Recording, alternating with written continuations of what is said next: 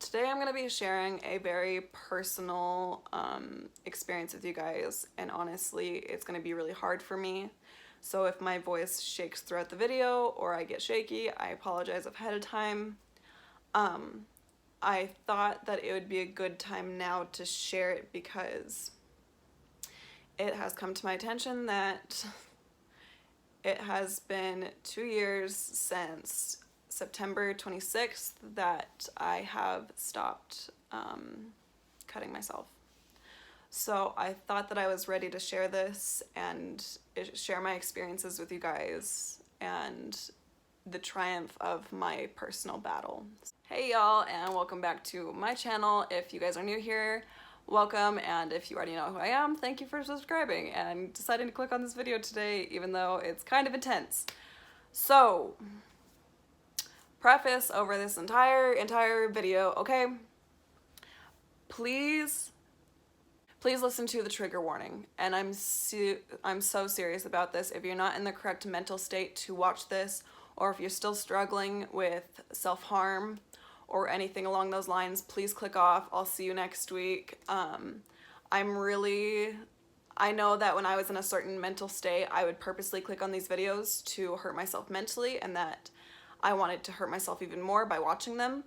Please don't be that person. I know that it's very tempting, and I know that there's people like that because I used to be one of those people. So please listen to the trigger warning. I do not want anybody to get hurt by this video. This is to share that you're not alone. So this is my trigger warning. Please listen. To start out, I'm gonna share a little bit of my story with self-harm and my experiences with it. I want to start out by saying, along with the trigger warning, please never ever try this. This is so detrimental to your mental health and your life, and it becomes an addiction that it's very hard to crack. So don't ever try this. It does not help. Even though you think it might, it doesn't. It just becomes another problem for you to deal with, okay? Okay. I started cutting myself when I was in 8th grade, and the duration of it was until my senior year in high school, and I'll explain why I stopped a little bit. The reason I got the idea of doing this is because in 8th grade, I had a major traumatic experience for myself that was very hard for me, and it was very difficult to get through. And I had known other people that did self-harm and were cutters, and they had been through some similar experiences to me, so I thought, hey, if they're doing it, maybe that's what I should be doing to help myself cope with these things. Obviously, that was the dumbest thought process I could have had. The first time I ever cut myself was in 8th grade, and it was on my thighs. The first time you ever do it, you kind of understand why people do it, because for me, in my experience, when I made the first cut, it was a very calming thing, because I felt like my world around me, there was screaming and just chaos, honestly. And when I did that to myself, it all just went quiet for a minute. And that's honestly disgusting that that's how I decided to cope with things, because it's such a terrible thing to do to yourself. But the appeal to it was because it made everything in the world go quiet for a minute. And for me, it was the only pain in my life that I felt like I was controlling, so it felt nice to have that control over something. The first time I did it, I did tell a friend of mine, because he's the one that I trusted with my deepest, darkest secrets, and he knew how to help me through some of my experiences that I was going through. And obviously that was very hard on him to have to deal with me doing this because it's a very personal battle. The amount of shame that I felt through the entire experience, I was ashamed of myself for harming myself, even though that's what I wanted to do because I felt like I deserved the pain that I caused myself. Because I felt like I wasn't getting enough pain in my life and that I needed to create more. And that's the sick truth. And that's why I really started doing it, because originally it was a coping thing, but in time it came into something that I wanted to hurt myself, and that's disgusting. I was in such a terrible mental state that that was my thought process, that I deserved more pain than I was already feeling at that moment in time. There was just a lot of things that I was dealing with mentally, with depression and anxiety and some different experiences. I thought it'd help. It doesn't. And that's the truth. It doesn't, it's not going to help you. It won't. The amount of shame that I felt doing it, and that's mainly why I kept it to my thighs, because I didn't want anybody to see it. I did not want it to be an attention thing. I did not want any attention on me at that point in time. And the only reason I really told this person is because he knew what I was going through mentally, and he kind of knew something was up, and he asked, and I told him. The reason why I did it, like I said before, is because I felt like I deserved it. I felt like I deserved more pain and more suffering than I was already going through, and that is really hard to come to terms with now because my mental state has completely changed, obviously. The addiction through self-harm is a very uphill battle. It's... You get addicted to the feeling, you get addicted to the blood, you get addicted to the cleanup and the aftermath, and that's how it is. You become so familiar with this thing, and that's how you cope with things, and the feeling in the duration and the afterwards is so... It's a very intense feeling that you become addicted to it. That's all you want, that's all you can think about, and it really controls your life. It became a not so less present thing in my life. It was a very constant thing, and it came to a point where I ran out of room on my thighs, so I moved to my wrist, and then from my wrist I also ran out of room, so I started to cut on my bicep. And it's such a hard thing now to deal with because you literally have those reminders constantly every day for the rest of your life that you went through these struggles and hardships. It's literally just a constant reminder of what you went through. And I understand that people say like, oh, it's self-inflicting, you did it for attention, da-da-da. No, not for a second did I think that I wanted to get attention out of this. If anything, I wanted to get less attention out of this. I just didn't want to be in this world at that point in time. So the duration of my self-harm was from my 8th grade year, pretty early on, until I was a senior in high school. And I'll talk a little bit about why I stopped, but I won't get too much into it.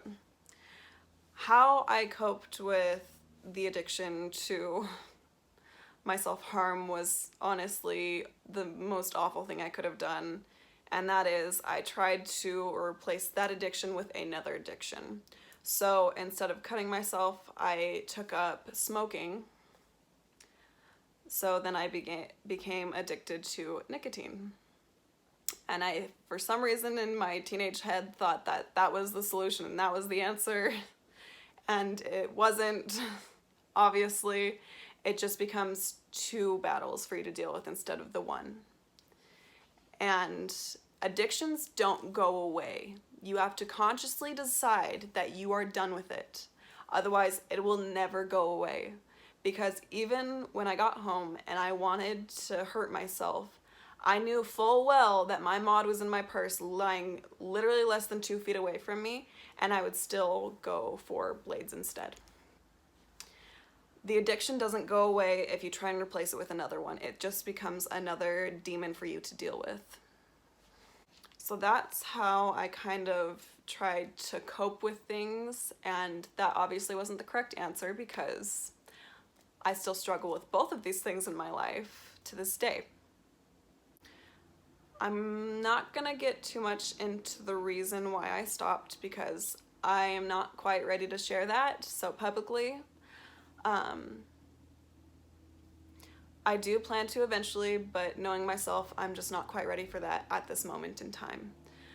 But to be short and sweet about it, a major, extremely jolting life event happened, and I no longer saw my body as my own, and that's how I quit self-harming.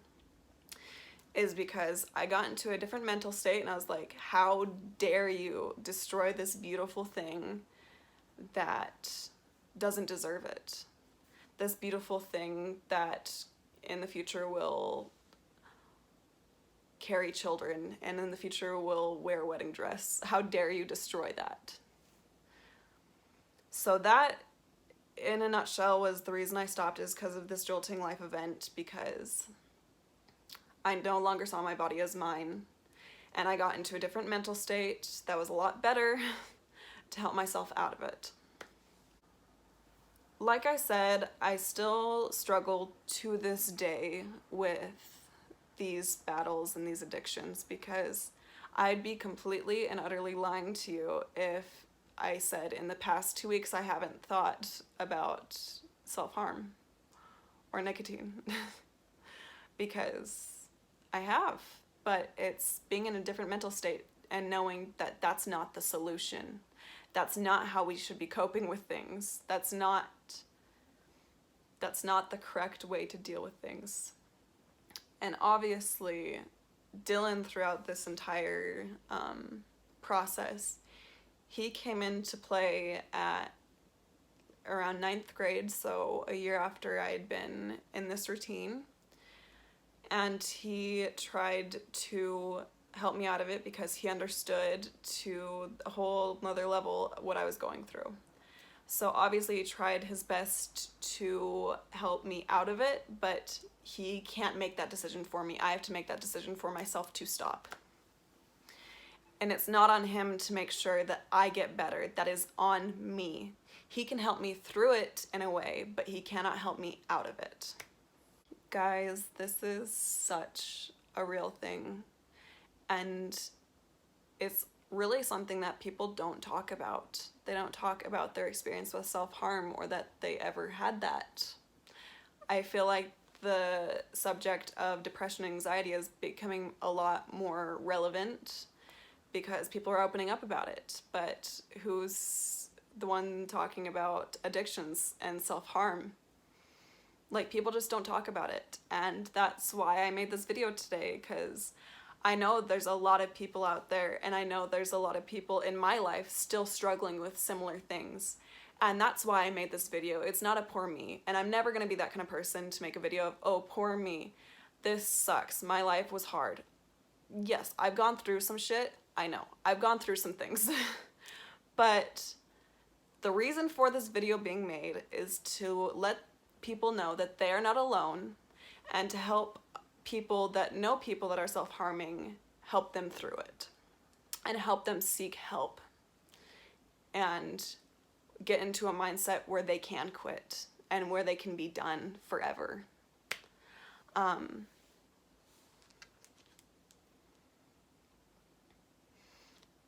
If you know anybody that is struggling with this, or if you are that somebody that is struggling with this, please, I am begging you, seek help. I will have links down below for the suicide hotline, for the self-harm hotline, and anything that I can possibly find. But seek help in your friends, in your parents, in your significant other. They might not take it well at first, but they'll try their best to understand what they can and find you help for what they can't. So in regard to this entire video, I've been so everywhere and very spotty, and I know that I have filmed this video so many times. I've tried and tried and tried, and I never feel like I get it right because I'm just not saying exactly what I'd like to. I'm gonna have these scars on my body forever. And I've completely thought about getting tattoos to cover them up, but personally for me, I don't think that's the best plan of action in my case, because I see those as I got through that. I am a badass woman that got through that, and so I can get through anything. It's not, when I see them, it's not a hurting point for me anymore. It's not a triggering point for me anymore. It's a, I got through that. This battlefield that I created on my own body, I got through that, and that war that I had within myself, and I won. And there was a lot of days where I lost, but the war in general, I won because I quit. And those demons will forever haunt me, but I know that I can get through it. And you can too. It's taking that first step to do so. So please, I'll provide links below if you would like to check those out. There's resources. My parents helped a lot through this journey of mine, and my sweet husband did, and some close friends. Talk to people. They might not understand, but they'll help in any way that they know how to.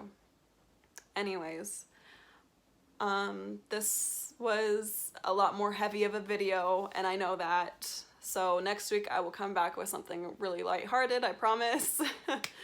But I hope you guys have a good rest of your weekend.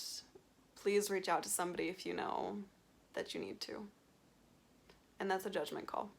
So, love you, see you, bye.